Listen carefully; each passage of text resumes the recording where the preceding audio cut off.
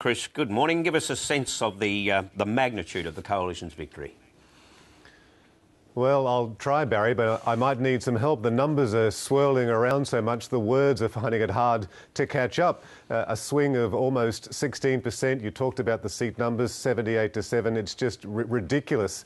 I mean, the LNP nearly won the election on the primary vote, just under 50% of the primary vote. The ALP, something like 26 or 27%. These are astonishing numbers. We're ploughing through the thesaurus this morning, trying to find the words to describe it. You have correctly pointed out the record magnitude of it. I don't actually think it's completely sunk in, the size of this morning, Barry. And in Ashgrove, of course, that's a seat that Campbell Newman had to win to get into the parliament, then become Premier. In the end, that wasn't close. Absolutely. During the campaign, we were getting very fascinated by the prospect of an LNP win last night without a leader.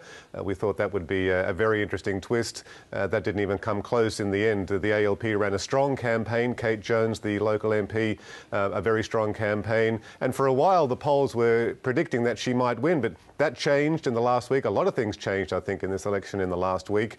And Campbell Newman won that well and truly, something like 55 or 56% of the vote there. So you're right, it was comfortable all round for Campbell Newman and the LNP.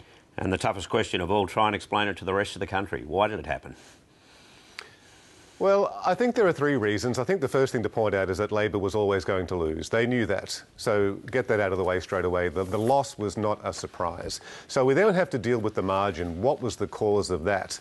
Well, the campaign, I think, has to be blamed for part of that. Labor decided to really go hard at Campbell Newman. It was described as a negative campaign. For a while, it seemed to be working.